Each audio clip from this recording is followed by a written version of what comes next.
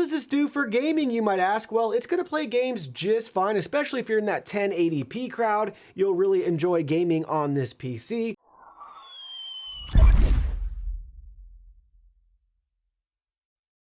Hey everyone, Digital David here. Today on this episode of Newegg Now, I'm going to be benchmarking our Cooler Master Purple People Leader Machine build.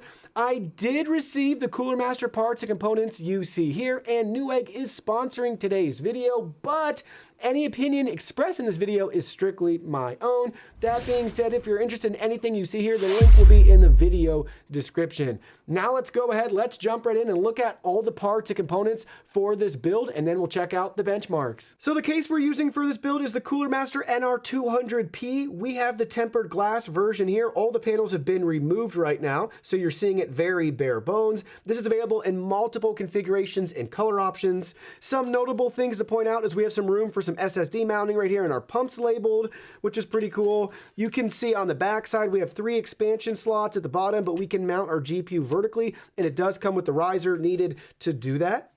We can also mount some hard drives to our power supply bracket and this metal bracket right here as well. And at the bottom, we do have room to install a radiator if you want, and this is really easy to clean and remove as needed. Next up, you can see the motherboard that we're using. This is the Gigabyte Aorus B550i Pro AX gaming motherboard. Check it out. We got our AMD AM4 socket, 2 DIMM slots, M.2, PCIe Gen 4. Also on the backside, an additional M.2 slot we can use to expand our storage.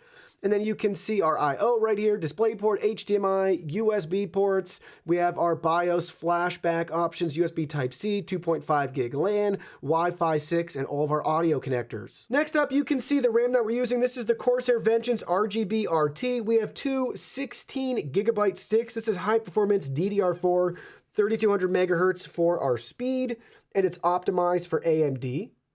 RGB up at the top with the Corsair logo. You can see it from the back side right here. Really cool textured surface on both sides. Next up, we're going to be featuring the EVGA RTX 3050 XC GPU. Check it out. Everything looks great. We have 2 cooling fans on it. You can see from the back side. Here it is from the top where we connect our power to it. We got the little XC branding right there. And you can see all of our different output options, 3 display ports and 1 HDMI port. Next up for our CPU, we're using the AMD Ryzen 5 5600X. This is a 6-core, 12-thread CPU, PCIe 4.0, 4.6 gigahertz max boost with a 3.7 gigahertz base. Keep in mind with the 5600X, you will need a discrete graphics card to use this CPU. Next up for the power supply, you can see what we're using. This is the Cooler Master V750 SFX Gold featuring 100% Japanese capacitors, 10-year warranty, and it's 80+ gold certified for its energy efficiency, and we have a 92 millimeter fan on it.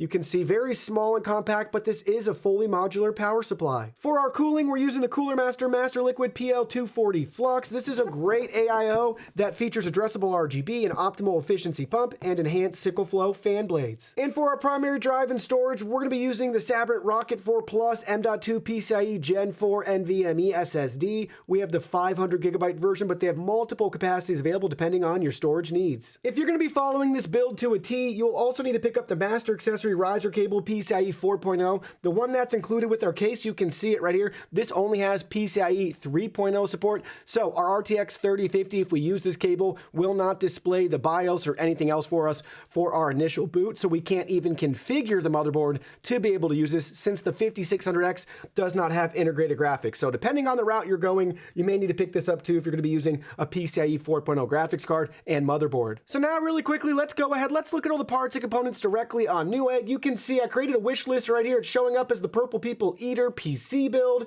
Keep in mind, at the time of this video, it cost around $1,500 to build this PC, but you can mix and match parts and components, and obviously you can downgrade or upgrade depending on your budget. So for example, right here, we went ahead, we put in the Lexar NM620 as an additional M.2 drive, not our primary drive, but I wanted to have a nice optional fast storage drive. So again, that's $63 right now. Again, you don't have to use that in your build if you don't want want to. Maybe you have another spare drive lying around. And then you can see with our Cooler Master V750 SFX, you could go down to the 650 up to the 850 or find a different power supply. We use the AMD Ryzen 5 5600X. If you have one that has integrated GPU, maybe you want to do Intel or you want to do like the 5600G, I prefer to have the integrated GPU because you never know what issues you're going to encounter. And it's always nice to have that for troubleshooting, just to remove the GPU out of the equation of what could possibly be wrong. Next up, you can see the EVGA GeForce RTX 3050 XC right here. Then you can see we went ahead, I used 2 of these, so you'd have to double the price of the fans, but we used 2 additional Cooler Master Masterfan SF120Ms. I love these ARGB fans, they are beautiful.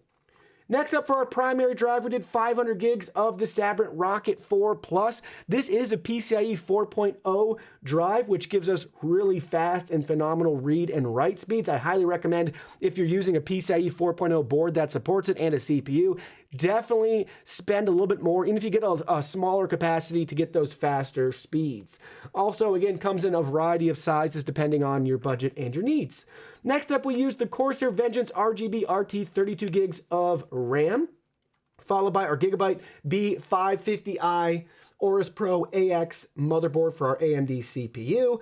And last but not least, what makes this build come together is our fantastic case, also available in multiple colors. But this is the Cooler Master Masterbox NR200p. There is an NR200 version, and you can actually get an even larger version if you want as well. So that's a quick look at the list right here. It's going to come out to be about $1,500 if you are following this exactly as we did. And don't forget, depending on your GPU or CPU, you may need to add in that PCIe 4.0 riser as well. That would be an additional $60 or so. So first up, you may notice we have all the panels on our build right here, and you can see our current idle temps for our CPU. We're rocking 31, 32 degrees Celsius. Now let's go ahead, let's put it under load, and let's see how hot this gets and how good of a job our cooler does keeping it cool. So now you can see we've been maxing out the CPU for over 10 minutes at 100% using Cinebench, and you can see we're fluctuating between 67 and 68 degrees Celsius, so well within range. It's doing a really nice job keeping everything cool. I want to point out too, this is a very quiet AIO. You're really never going to hear it at all because again, I can't even hear it right now, and we're at 100% load for our CPU. Everything's staying nice and cool. Also, I want to argue that depending on the build that you're using, you'll probably see even lower results than what I'm getting, because if you notice, mine is venting out that hot air at the bottom of our case, which is definitely not ideal. So if you could mount this to the top or to the side, I'm going to guess you'll probably see even better results, but everything is working great. It's nice and quiet, and it's keeping our PC nice and cool, even under really high intensity tasks and loads. So first metric we're gonna look at is our SSD speeds using our Sabrent M.2 drive. You can see real world test results right here on the screen using Crystal Diskmark and AS SSD. So first up with Crystal Diskmark, you can see we got sequential read speeds of up to 7,080 megabytes per second, and we got sequential write speeds up to 3,700 megabytes per second. As expected with AS SSD, those results are a little bit lower. You can see we got read speeds up to 5,700 megabytes per second, almost 5,800, and we got write speeds of 3,500 megabytes per second, which is more in line with what we're seeing with Crystal Diskmark. Now, for this particular drive, they advertise 7,000 megabytes per second for our read speeds, and I believe 5,100 megabytes per second for our write speeds. We did not achieve those advertised write speeds, but we definitely are in line with the read speeds. Next up, we're looking at CPU-Z, so you can see we'll click through all these different tabs, and you can pause the screen as needed to look at any of the information in more detail. But first up, we have our CPU info for our Ryzen 5 5600X, our motherboard info, our memory. We got 32 gigabytes of our Corsair Vengeance DDR4. SPD info if you're interested. Our graphics, again, ours is powered by an RTX 3050. And then you can see our bench performance right here for our single thread and our multi-thread. You can see those CPU Z scores and compare them with your own CPU. Now it's time to look at Geekbench 5. You can see our results right here for our single core score and our multi-core score, and a nice breakdown of our system information. And you can see the breakdown of our single core performance right here on the screen. There's the rest of it. And then you can see our multi-core performance right here again in a nice complete breakdown. And there's the rest of that score as well. Continuing on with Geekbench 5, you can see our OpenCL score right here. We got a score of 73056. So again, you can see our system info. And it's going to walk you through our OpenCL performance and a nice breakdown of the score that we got using Geekbench 5. Next up, you can see one of my favorite tests to do. We have our Cinebench R23 results. So first up, you can see our multi-core score of 1024.8 and our single core score of 1523. So currently you can see our ranking for our single core score and how it compares to some other similar and honestly sometimes completely different CPUs. But check that out. Towards the top of the pack, single core score wise. And then you can see our multi-core score right here as well. Same thing towards the top of the pack, but definitely following a little bit further down in line from some other CPUs like the Threadripper, obviously, and then our Intel Xeon CPU. Next up, you might be wondering about the GPU. How does this do for gaming, you might ask? Well, it's gonna play games just fine, especially if you're in that 1080p crowd. You'll really enjoy gaming on this PC. I went ahead, I conducted a 3D Mark test using TimeSpy, and you can see our graphics score right here. We finished towards the top. We got a great score of 6562. You can see our CPU and graphics score breakdown right here. 6347 for our graphics and 8121 for our CPU. And we have a nice chart right here letting us know our score versus the average. So we are above average for other people using a similar build with the same CPU and GPU, but we're a little bit under the best score of 7320. And you can learn more about that. And you can see our system info right here and everything that it charted out for us. Now let's go ahead, let's compare those results with some other results online. So comparing our results online, you can see we finished better than 41% of the results out there, which is really, really good. So what do we have down here at the bottom? We have our office laptop. You can see what it's rocking right here with a score of 971. For reference, ours is in orange. We got 6562, so substantially better. Then you can see our gaming laptop specs right here with an RTX 2060, and we're still outperforming that. Then you can see our specs, 5600X and our RTX 3050. And then above us now finishing is a Ryzen 7 3700X with our AMD GPU.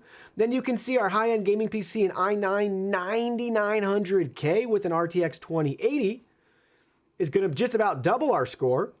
And then you can see tripling our score right here is the AMD Ryzen 9 3950X and an RTX 2080 Ti.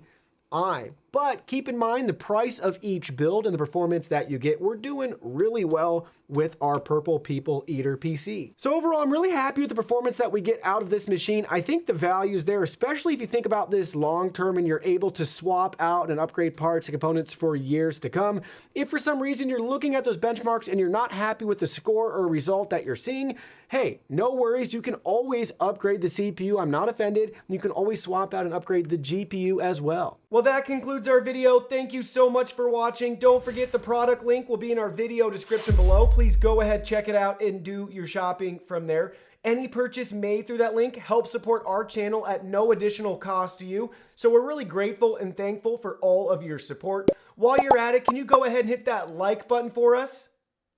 And subscribe to our channel. We have new content coming out daily, and we don't want you to miss anything. Please go ahead and give us a follow online and make it a clean sweep. Facebook, Twitter, Instagram, Twitch, TikTok, Discord. You can message us on WeChat, check out our website, and join our free newsletter. Thank you guys so much for being here. Don't forget new content daily, and we can't wait to see you in our next video.